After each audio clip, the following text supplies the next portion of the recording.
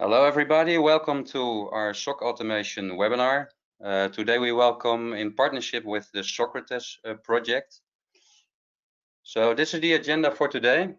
First and foremost, Rob van Os, who is a SOC manager from the Volksbank and also the co-author of our SOC analyst training, will evaluate some of the main challenges from security operations centers, and especially the analysts, the SOC analysts, that they face today, and why and how automation could and should be embraced. From there on, we're going to dive a little bit more into the research and innovation activities of the Socrates project, represented by Frank Franzen from TNO, who will be highlighting the Socrates project and their activities and technologies that they are developing to enhance the effectiveness of both SOC and the CSIRT operations.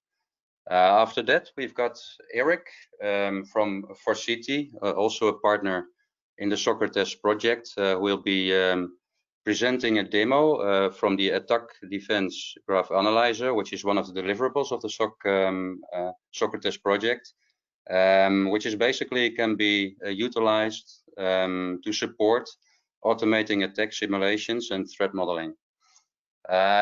We have put you all on hold for now because we got a pretty packed calendar. If you've got some questions during the presentation, please raise your hand, ask your question, and at the end of the webinar, we'll be collecting and selecting some of the questions for the presenters to answer. So this is a little bit about me and about SECO-Institute. For those of you that don't know us, we are an independent body of knowledge for security and governance certifications. In plain English, we develop trainings, courses, and examinations in the security and governance areas at the foundation, practitioner, and expert level. Besides that, we've got a global member community of certified officers, students that attended the training and achieved the highest certification from SECO-Institute, for instance, a CISO in this particular topic of interest, that we organize these types of events for and other activities. We're very closely linked with research institutes and innovation projects. This is also why we are a stakeholder in the Socrates project, because we're also always very interested in learning some of the outcomes of these projects and how we can utilize those in our own trainings that we would need to adjust, modify, or develop new trainings to our curriculum. One of those trainings is a SOC analyst training, developed and co-authored by Rob, two other SOC managers and a senior SOC analyst, as part of the overall portfolio. So I'm going to be really short. If you need some more information about SECO-Institute, at the end of the webinar, we're going to provide you with some more contact details. I'm going to turn the presentation over to Frank now from the Socrates project to do the introduction on their activities.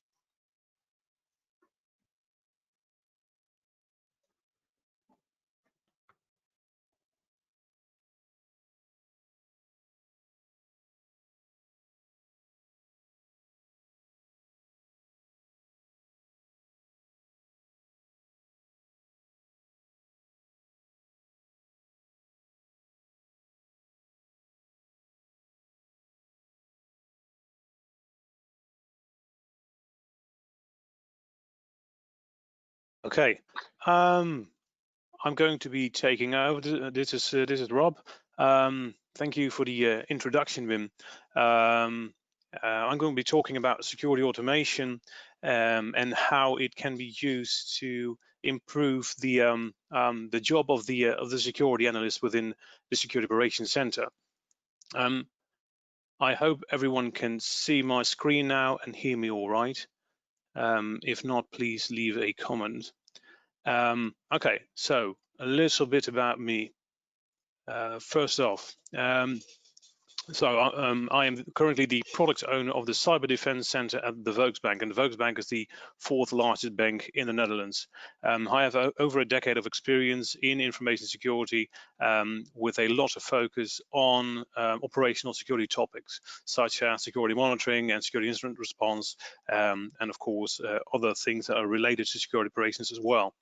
I am the Vice Chair of the FI-ISAC and the Chair of the FI-ISAC SOC CISO working group, which is a collaboration between all the financial institutions in the Netherlands. As Wim mentioned, I'm also the course creator and teacher for SECO and Security Academy. I'm a teacher for the SOC analyst course that we've created last year. Okay, so first off, if we're talking about a security operations center, then this is basically what I mean. It's a central point of knowledge and expertise on cyber defense. So how I see a security operations center, because there's still a little bit of debate or discussion about when is it a SOC and when is it a CCERT.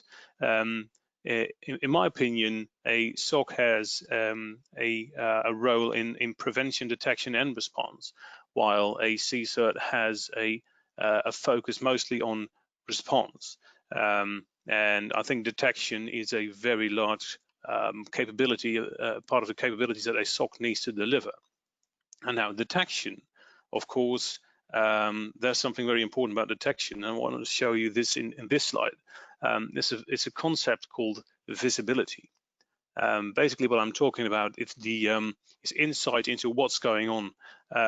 Can I see my assets? Do I know what's going on in these assets? And can I recognize malicious activity within my enterprise? And to gain visibility, Anton Tversky, he coined the SOC visibility triad, which is a couple of years back in 2015.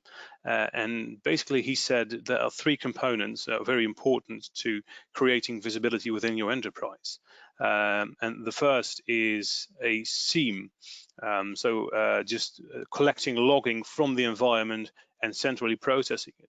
The second one is you need something within the network, which is an NTA or something similar. It's a network traffic analysis tool. And lastly, you need visibility on the endpoint as well, which is where EDR comes in, which is endpoint detection and response. So these 3 components are at the core of gaining visibility into your IT environment. Now, why is that important? Because I've put MITRE ATT&CK here in the middle. If you look at MITRE ATT&CK framework, and those of you familiar with it, which I hope is many, there are lots of attack techniques that are part of that MITRE ATT&CK framework. Basically, it's techniques and tactics that are used by cyber attackers. And what you want to do is get as much as visibility as you can to detect the use of those techniques and those tactics within your enterprise, so you can catch the attacker before they do the real damage. Now, so on the one hand, you want as much visibility as you possibly can by applying these tools and configuring these tools and enabling logging, enabling audit policies and everything. But there's a flip side to that as well, which is overload, too many alerts, because more visibility will inevitably generate more events, and more events will lead to more alerts. So the analysts have to deal with all these alerts, because basically they are sort of last line of defense. What you're doing in monitoring is often seeing signs of something that has been able to evade these preventative measures. So if you don't see it as a SOC analyst, nobody else is going to see it. So you have to be very sharp. You have to be looking for those signs of a security incident. And that's rather difficult when you're dealing with information overload. So this is something that can ultimately lead to burnout. So analysts always risk burnout or bore out due to alert overload. So I've written an article about this, which is the first reference here. The presentation will be shared afterwards.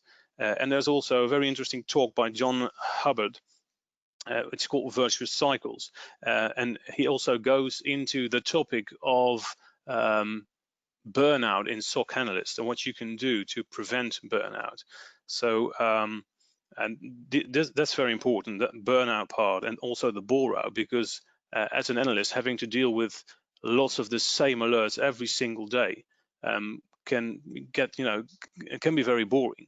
So and also alert fatigue might kick in, which basically means you're dealing with so many alerts that you can't really see, you're not doing the evaluation properly anymore. Just way too many alerts. You're just trying to get to the end of that queue.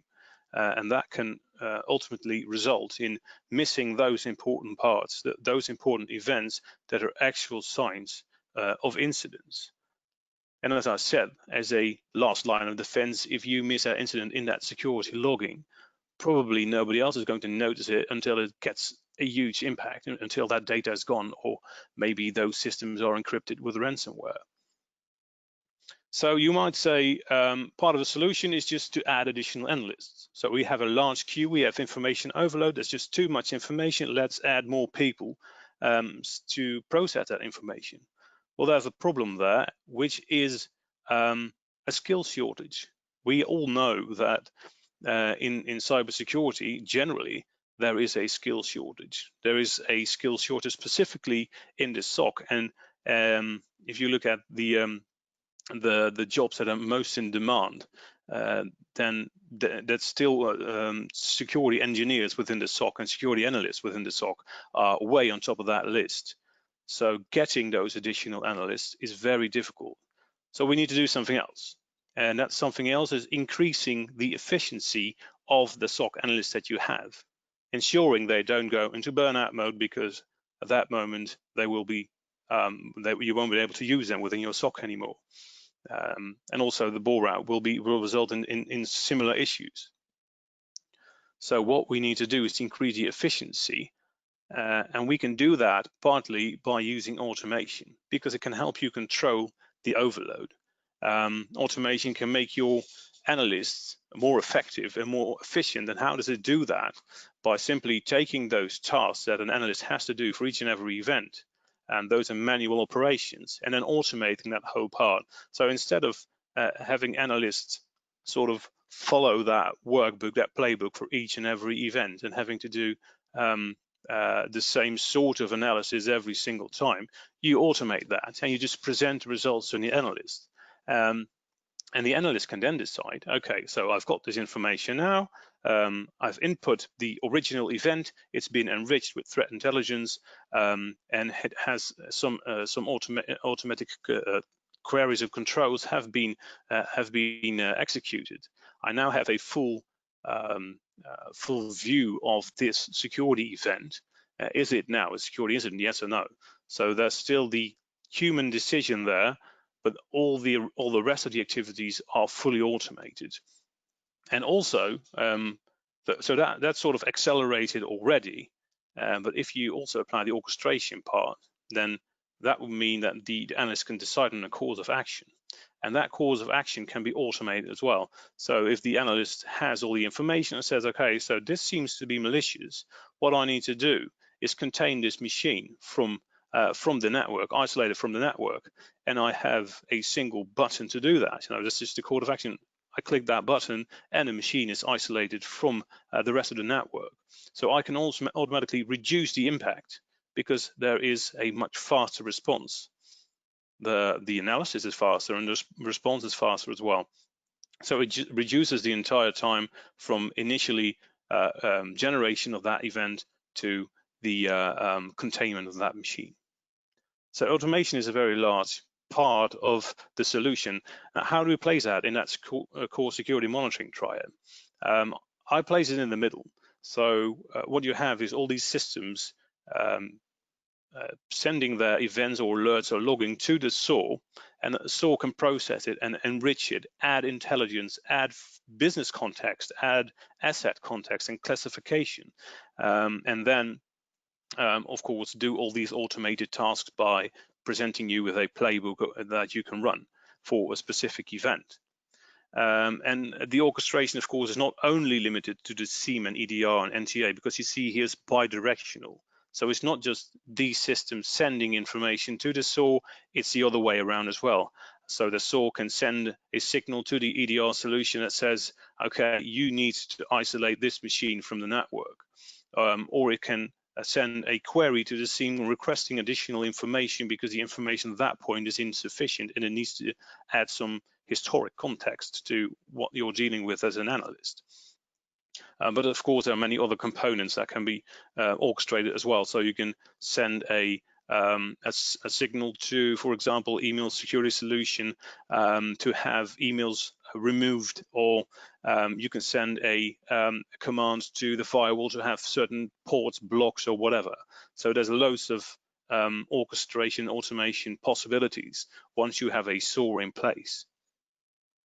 So looking at putting that SOAR in place, there are some factors you need to consider for successful implementation. So I have 3 bullets here that are very important in my opinion. The first one is that you need mature security operations. If you build a SOAR, if you implement a SOAR on top of immature secure operations, you will not get as much added value from it. That is very important, especially not just the part, not just security operation in general, but especially the part that is security monitoring should be highly mature before you implement a SOAR. And also, before implementing a SOAR, know what you want to get out of it. So you define a set of use cases, and those use cases, and you determine the quality and the qualitative and quantitative benefits. So if I implement this use case, it should get me more, it should help me to get happier analysts. It should help me to reduce the time to respond to incidents. It should help me to reduce the analysis time. So those are your use cases that you want to implement in your SOAR. And by doing that beforehand, you know exactly that what you're getting out should be what you paid for. So that is easier to show the return on investment of that of building or implementing a SOAR. And of course, you need to measure the effects of the SOAR as well. So I have something implemented. What does it get me, and does it reach the goals that I set out to achieve with this SOAR? So we just want to go into the first bullet here, which is maturity. Because I said you need mature security operations to implement a successful SOAR. Of course, a SOAR can also help to make your security operations more mature. So it's a bit of a catch-22 there. It just needs a sort of a minimum level. And as I said, the focus should be on security monitoring. You should have a healthy security monitoring system. You should have use cases in place and healthy use case management system. So one of the tools you can use to assess maturity is the SOC-CMM. The SOC-CMM is a capability and maturity model, as well as an assessment tool that you can use to assess your own SOC.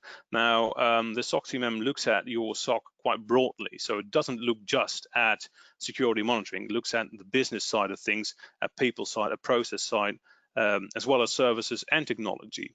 It is a free tool, a free assessment tool that I created a couple of years back and has seen significant adoption across the globe in security operations centers. So if you're not familiar with it, you should definitely check it out, because this sort of assessment tool can help you to establish the maturity level of your security monitoring, security operations center and security monitoring processing, and help, of course, to improve it as well, because it sort of highlights those things that are really done well and those things that still need some attention.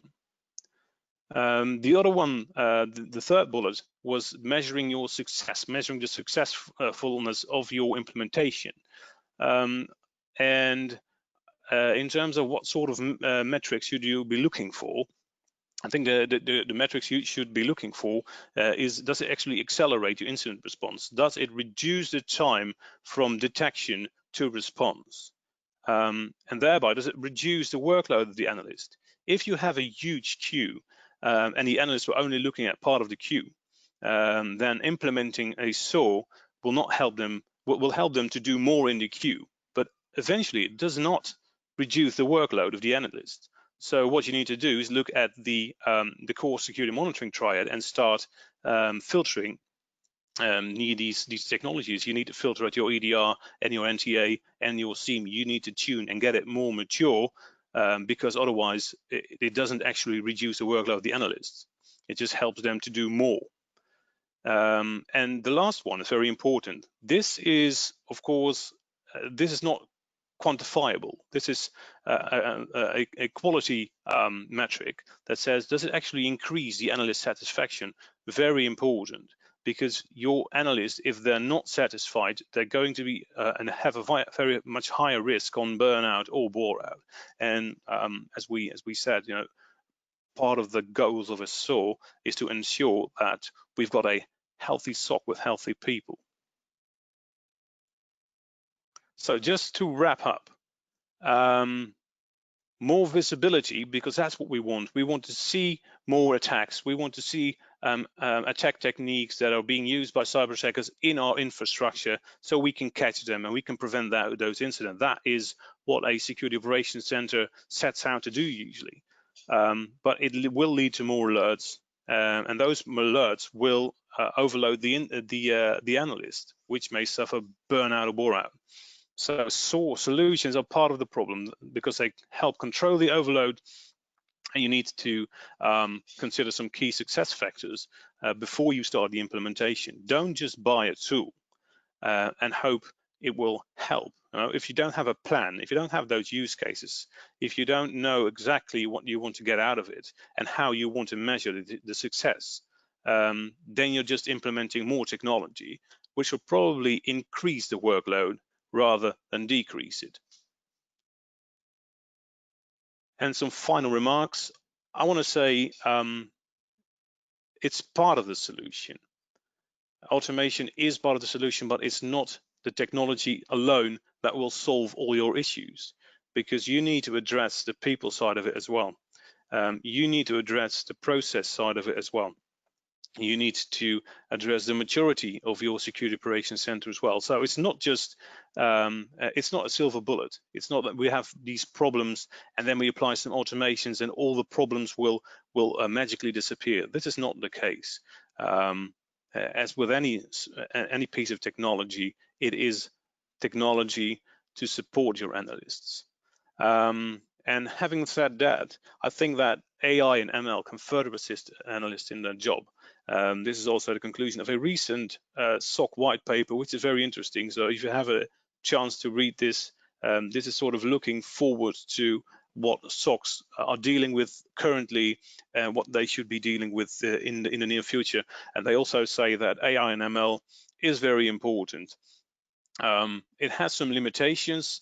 So again, there is, I think that if you look at a couple of years back, there was a lot of trust put in AI and ML, and a lot of products that were saying, okay, we've got these very smart products and they're going to be the solution to all your problems, while in fact they were just introducing additional problems. I think we've grown since then, and the Socrates project will show some additional value there as well. Lastly, people are your most valuable assets, so don't waste it. You can't, if you lose these SOC analysts over the fact that they're dealing with too many alerts and they're dealing with bore out and burnout, and you lose these assets, very hard to replace. So please, that should be your core focus on retaining your analysts and keeping them happy. If you have any questions or comments, use this email address to contact me. I will now hand over the presentation to Frank. Here you go.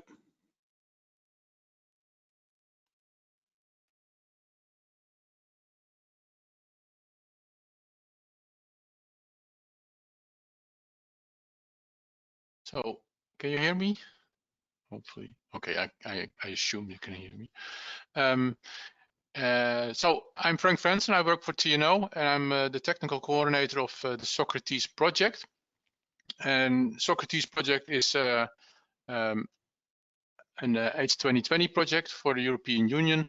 It started a year ago in September 1st, 2019. And so we are having our first year review very soon in September. It's coordinated by TNO, by a colleague of mine who's the coordinator. I'm only the technical coordinator. And we have a nice website. And on the website, we made a first video where we actually show some of the automation. A nice robot next to those employees that Rob talked about. So we are focusing on supporting these humans with automation in there. So we set out the following challenge. So how can a SOC and a CSIRT operations effectively improve their capability in detecting and managing response to complex cyber attacks and emerging threats in complex and continuously evolving ICT infrastructures while there is a shortage of qualified cybersecurity talent. So some of these issues have already been pointed out by Rob, like the shortage of skilled employees. One of the things that we also typically mention in the challenges is that we see that attacks are getting more and more automated. So they take place with machine speed, and the CSIRTs and the SOC they depend a lot on the human still in the response, and so they have human speed. So the machine speed versus the human speed is where we see a big challenge. So one of the things that we just set to do is develop and implement a security automation and decision support platform that enhances the effectiveness of the SOC and CSIRT operations. We do this not alone, we do this with 10 partners. Memnonic is an MSSP in Norway, so they have a security operations center servicing multiple customers. We have Vattenfall, the security operations center in Poland, which is the SOC for all the business units in all the different countries. We have Shadow Server, who's looking at all kinds of malicious information by scanning the internet and having honeypots. So they collect a lot of data, and we look at how we can use that data to create more threat intel with them to be used within the project. We have IMT, or Telecom Sud Paris, which is a university in Paris that focuses on impact analysis. I will briefly show that. We have Atos, who's more a system integrator. They work on the orchestration part, on the SOAR part, as Rob said. F-Secure, which bring their vulnerability scanner and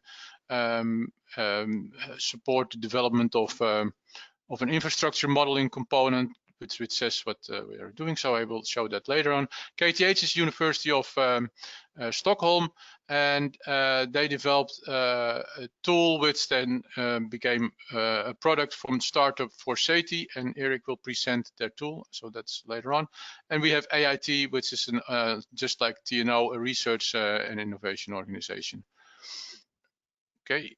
So we have multiple use cases where we work on. So the first use case is, of course, that we detect an ongoing attack and we want to respond on that. So we want to automate as much as possible of that use case. The next is that we collect with Shadow Server new threat intel, but we can also have threat intel from a threat intelligence feed. And that intel is telling you how another organization got hacked or had an incident, or there's something that we learned from people that got hacked. And then we can say, well, how does that affect my organization? How can you defend against that threat, so that when the attackers try to do this in our organization, we defend against it. So it's that use case. We also can do a vulnerability scan, and then we discover an asset that is vulnerable. Then we want to actually learn how an attacker from the internet can exploit that vulnerability, or how the attacker can actually exploit that vulnerability and then later on move to a more critical asset if that's the case. So and discover these kind of paths is something that we want to analyze, and then we want to also be able to come up with what to do, because maybe in the beginning you cannot patch immediately. So what kind of mitigation strategies are possible for preventing the attack of happening. Another is that we detect a configuration change on assets or on systems, and then we want to actually do the same. So can the configuration change be used by an attacker from the outside to actually get access to that system or to other systems, and then discover this, detect that this is possible, and then make changes in order to prevent such thing. And the last one is that we discover that there are a whole set of new systems being deployed, and then you want to assess if these systems can be compromised, or these systems can be used to compromise other systems in the infrastructure. So we want to automate the response as much as possible. So they have in common a similar general flow. And for those who are familiar with the MAPK loop, that's monitoring, analysis, planning, and execution. That's the letters of the MAPI. And it's a control loop for an automated system. And in a way, in the monitoring phase, we can have the monitoring for each of the use cases that we are working on. So we detect an ongoing attack. That's what the SOC typically does. We can collect threat intelligence, typically also by the SOC, and vulnerability scanner. Some of the SOCs do that. And these are, in a way, additional use cases that are important to create overall resilience of the infrastructure. This triggers then a playbook, like what you have with SOAR. In that playbook, we want to collect and enrich the security events that we were triggered by. We want to perform an attack defense graph based threat analysis, so see how the attack propagates through the infrastructure based on the events that we learned. And on the other hand, we want to be able to assess the potential business impact of those events. And this is then presented to the SOC analyst as situational awareness. If the potential impact and the threat it creates a risk, if the risk is too high so that the SOC analyst says, yes, we have to immediately do something, or we have to take action, then the next phase is there, where we want to collect and generate courses of actions that are possible.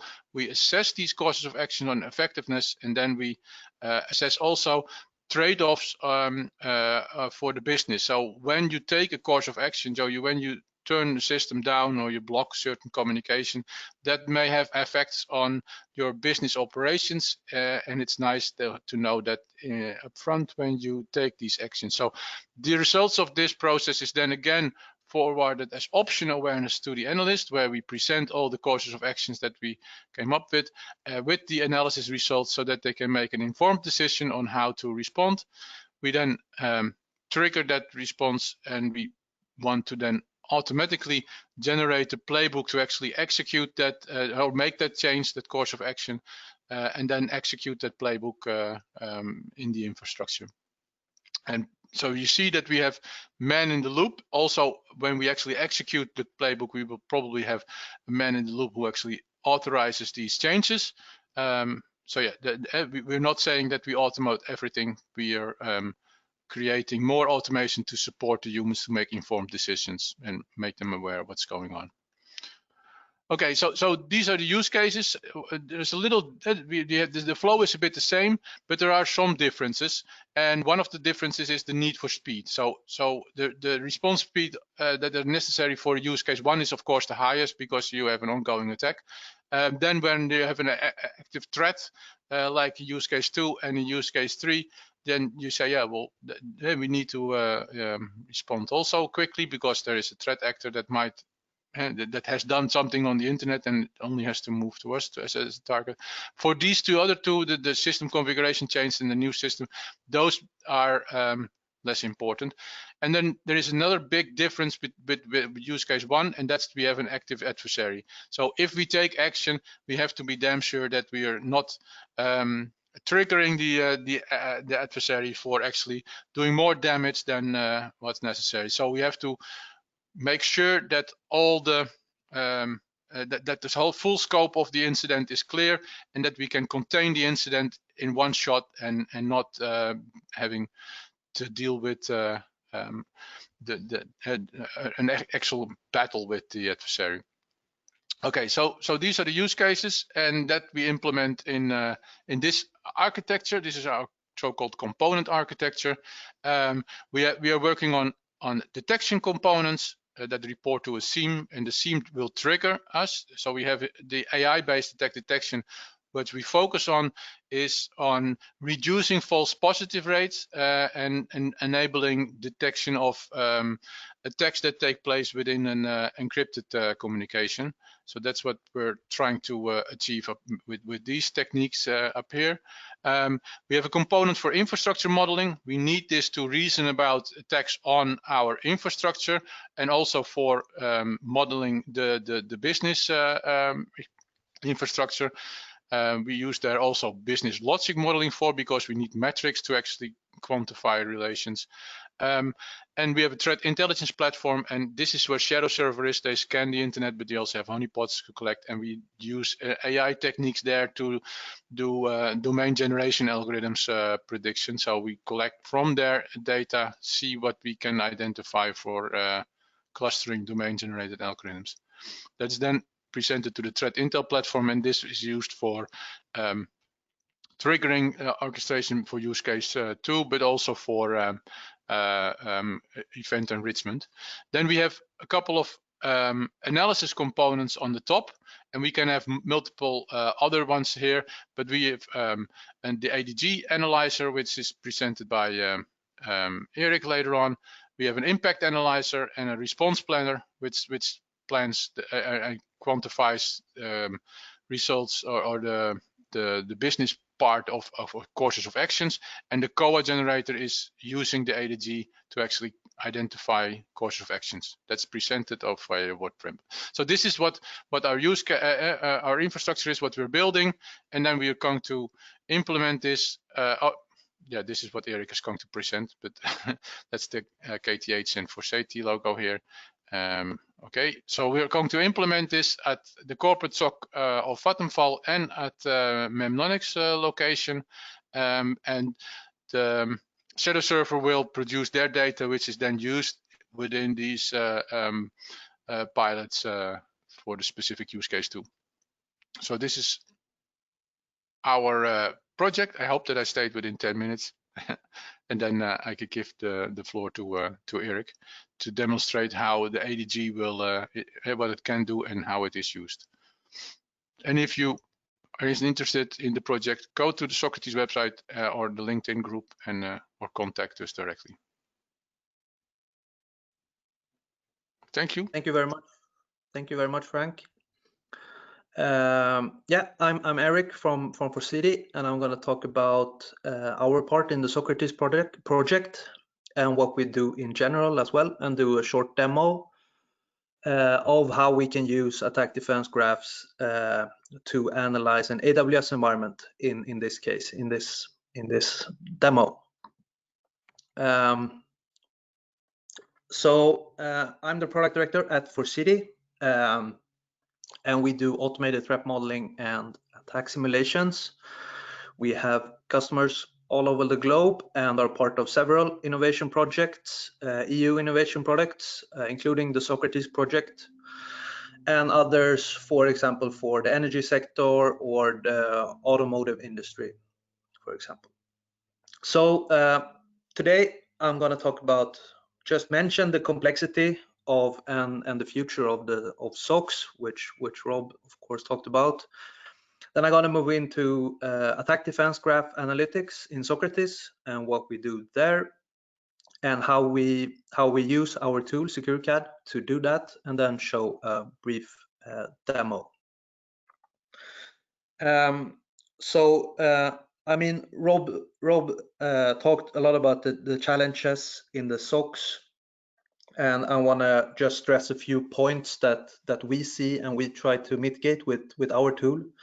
And as he also mentioned, this is of course not a silver bullet, but a way to help the analysts in trying to find a way through this complexity that is our society today.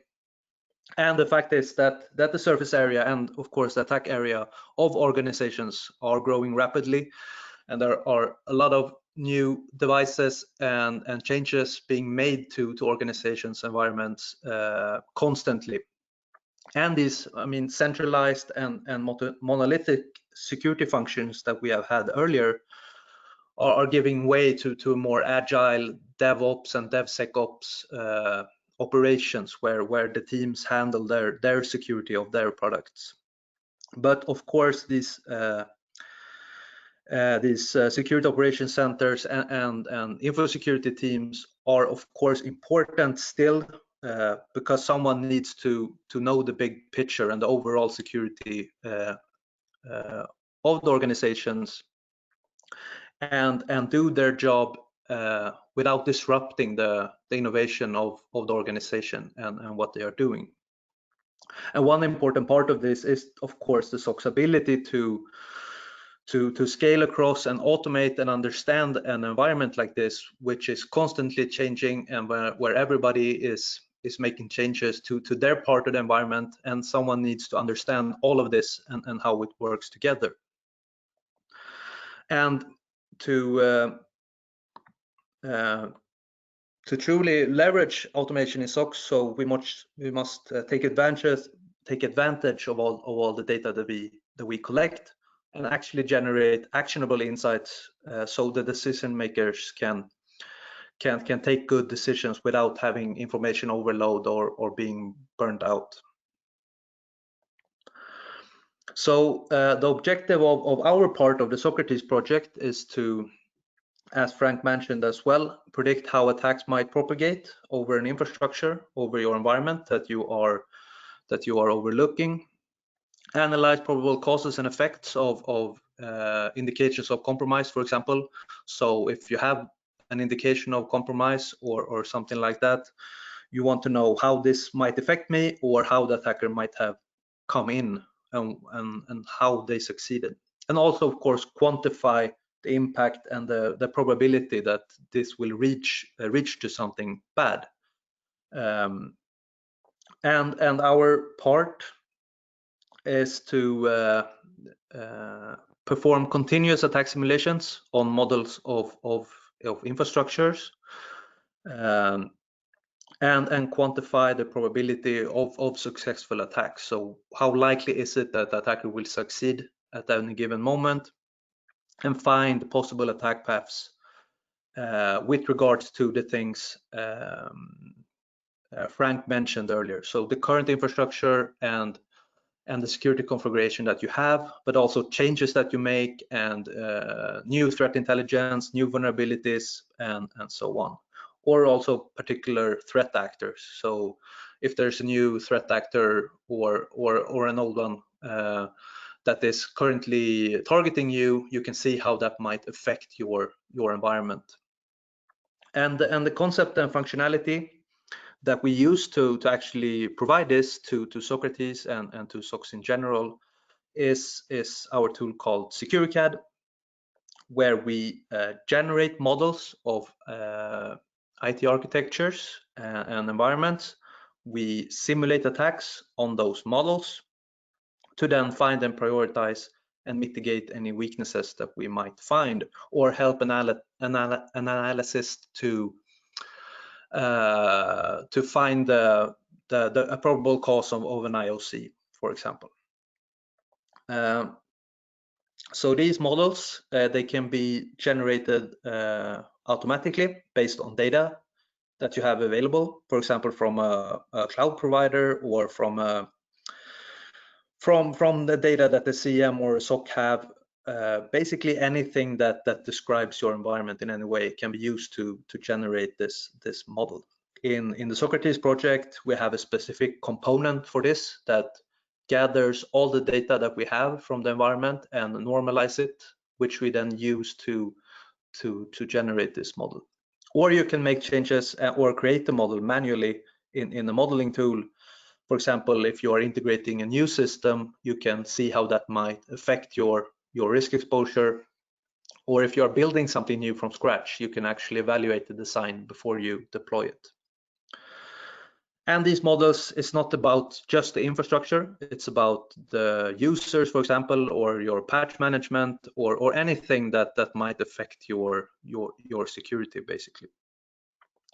And with this, we can also account for uncertainty. So you might not know everything about your environment, or there is some uncertainty if this system is patched or not. And we can take that into account in our tool and in our models. And we can also use this to represent different what-if scenarios. So what would happen if this APT would attack us, or what would happen if, or what would be the benefits of training our users to be more security aware, for example. When you have the model, you then put an attacker in the model to represent the entry point. And an attacker can also be given capabilities based on, for example, threat intelligence, so a specific APT, for example. And you also assign high value assets in your environment. So what is important to you, and that will also effectively be the target for the attacker. So based on, of course, you need to take that into account as well. So what is important to you and your business in the analysis. And we then use this model to simulate attacks, and we do that by generating attack and defense graphs based on the model. So built into all of these objects in the model are attack steps that the attacker can take inside and between assets in the model.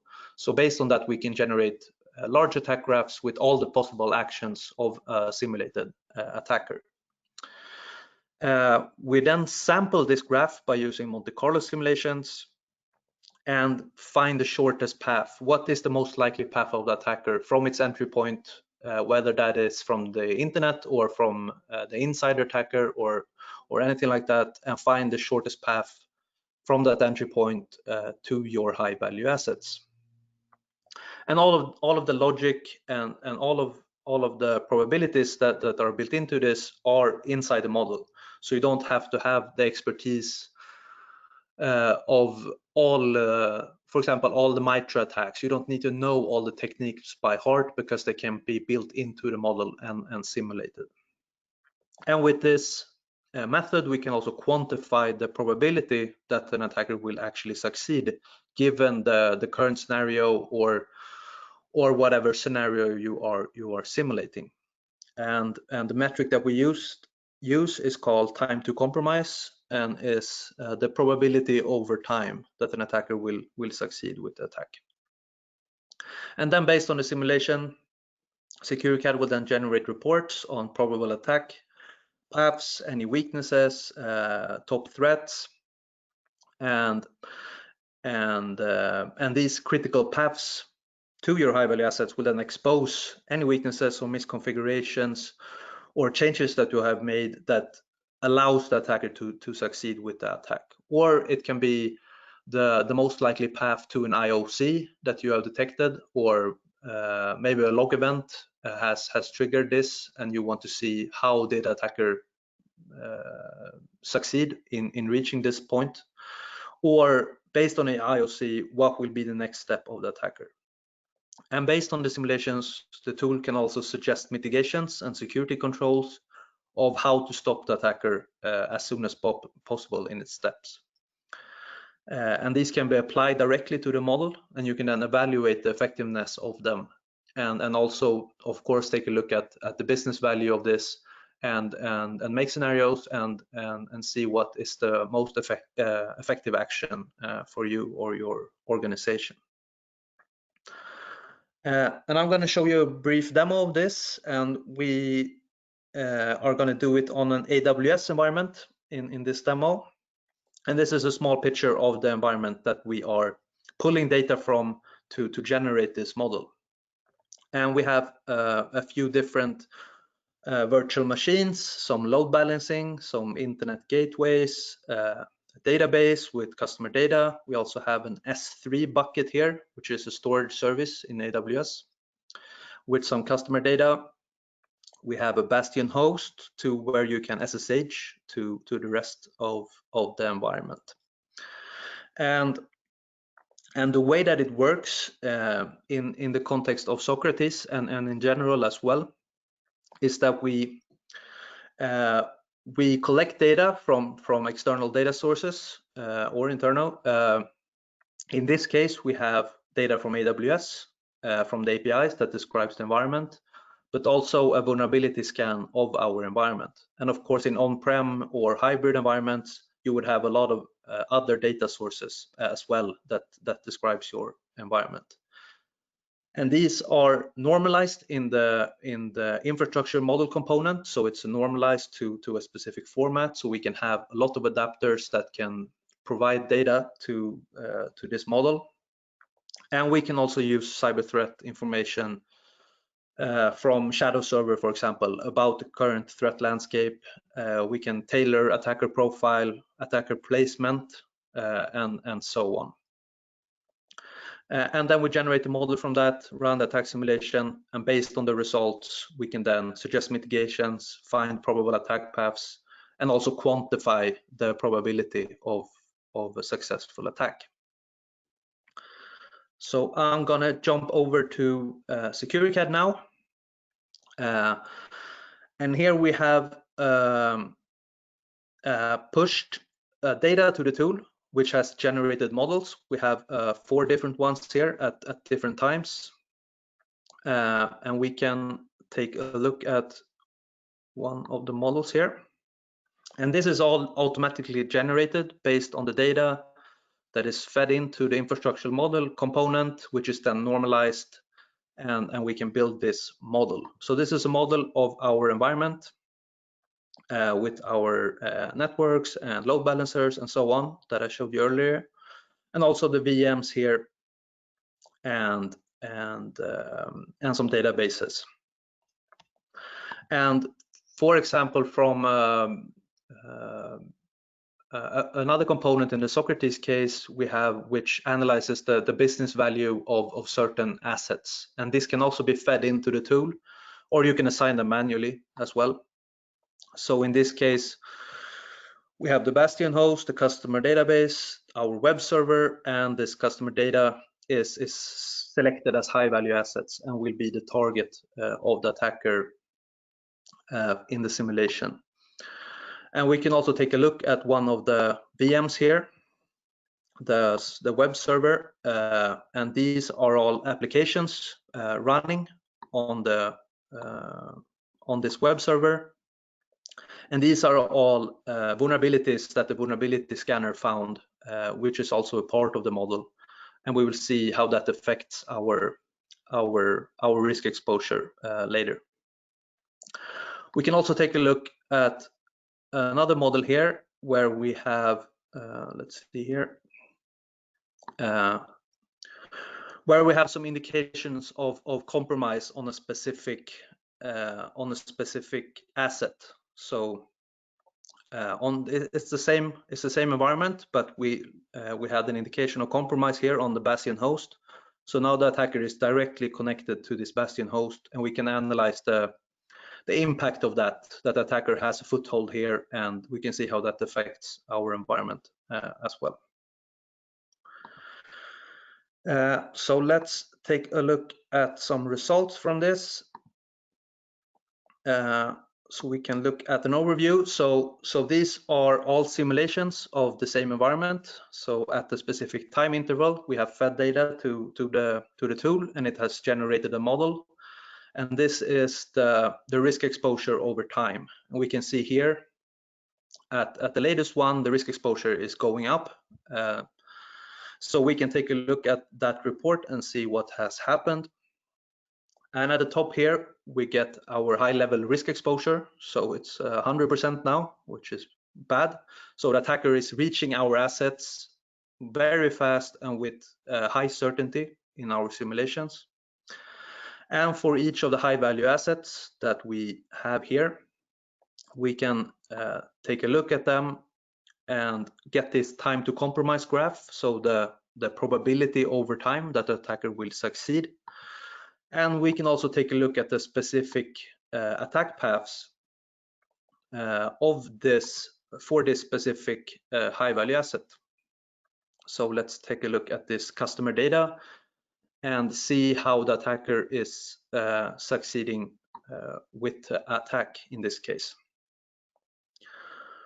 So this is the part of our attack graph. And this is the most likely path from the attacker's entry point here to our high value asset, which is the customer data here in this case. And here we can follow the steps of the attacker and see what the attacker is exploiting or using to actually reach our high value asset in such short time. And in this case, the attacker is actually exploiting one of the vulnerabilities here that we got from the vulnerability scanner, and is able to gain code execution on this web server, and then exfiltrate credentials from this VM to then be able to reach and read the data here.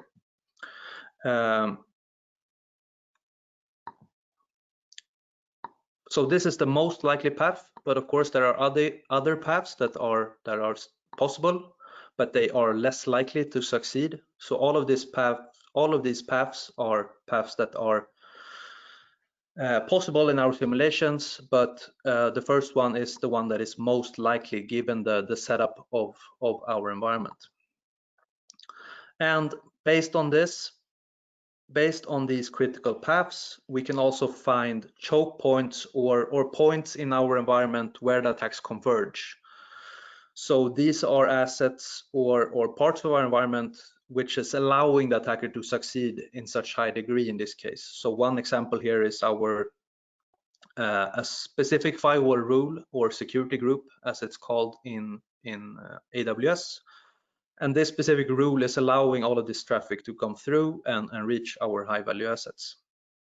And another part is this policy that we have in AWS, and in this case everybody's admin, and that is causing a lot of risk exposure to our environment. We can go down here, and based on this we also get a threat summary. So what are the top threats to our environment? So in this case it's the impact of this specific vulnerability that our vulnerability scanner detected. But of course there were a lot of vulnerabilities, but this one is particularly harmful to us, and there are other threats here that is allowing the attacker to succeed. We can also get some information about the threats and possible mitigations to prevent these. And the tools also generate suggested mitigations based on this, which you can actually apply directly to the model. So for example, deactivate API keys to administrators, require multi-factor authentication to our users or to a specific user in this case, enable encryption to sensitive customer data, and so on. And all of these suggestions are things that can be applied to the model and evaluated. Or in the Socrates case, we try different combinations of mitigations, and the course of action generator will actually come up with the most efficient combination of mitigations to reduce the threat as efficiently as possible. So that was all for me. I'm running out of time here. So if you have any questions, we will take them soon, just after this session, I think. Otherwise, you can email me at eric.ringedal@4cd.com if you want a more extended demo or have any questions. Thank you very much.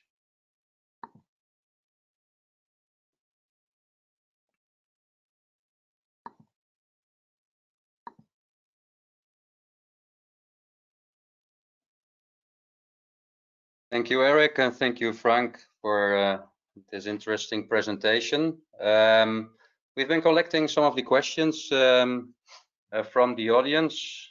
I'm just checking them now. One of the questions was, I think, directed to you, Eric. Is the analyzer already operational, and could you share the demo?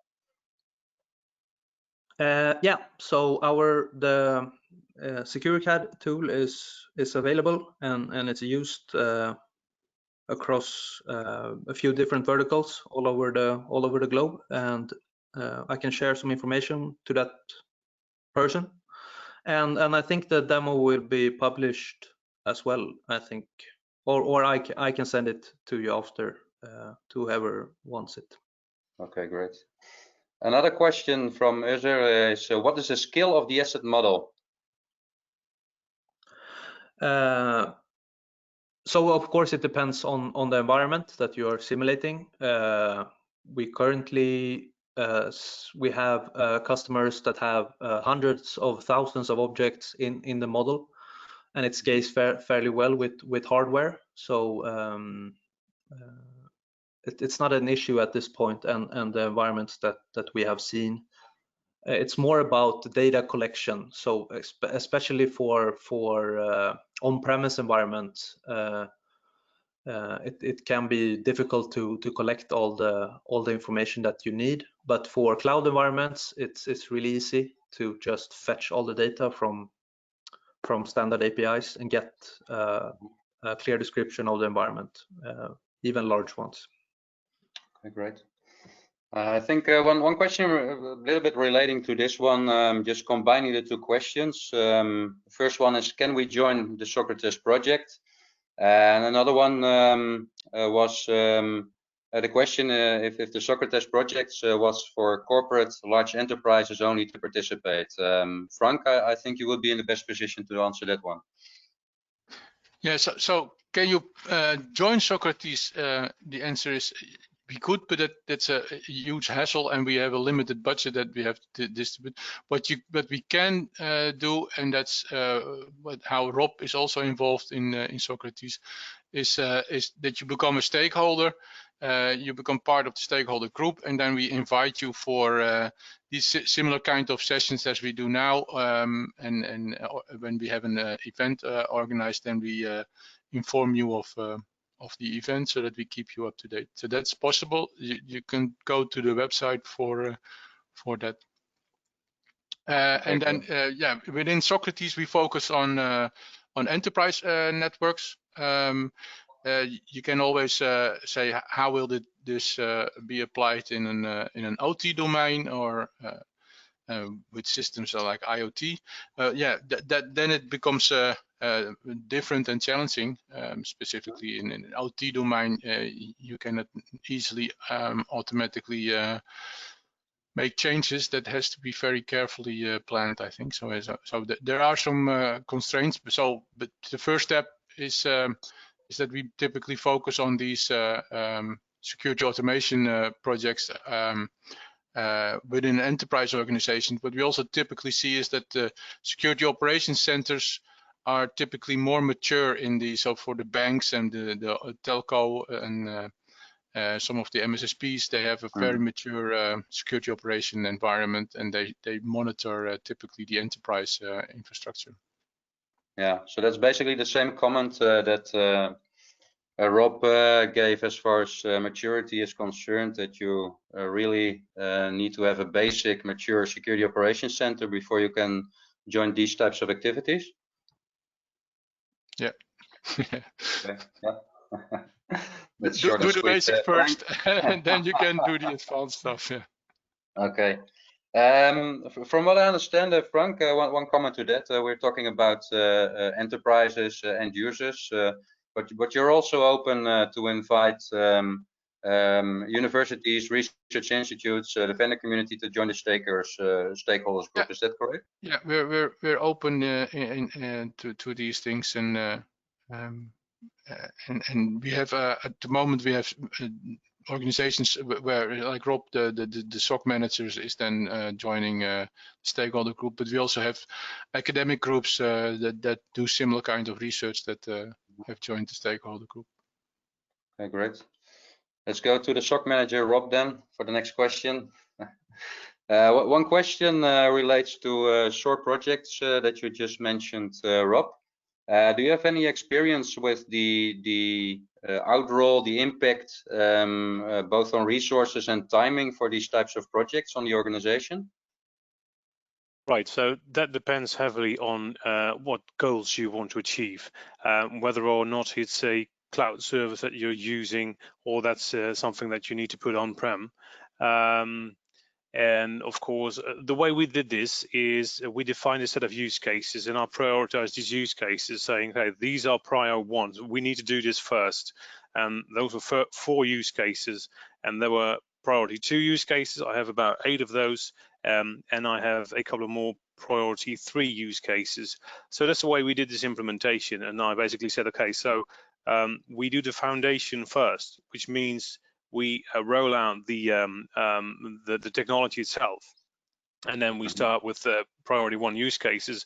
We use an implementation partner for this, and we did a training on a job as well. So these guys were on site, and our own engineers were sitting beside them, of course, keeping a healthy distance, and just learning from these guys. We did a daily a startup and then closure end of the day to make sure that all the information was shared and all the knowledge was built within our own team during that implementation. So the implementation partner, I think we hired them to do about 20 days worth, could be a little bit more, a little bit less, something like that.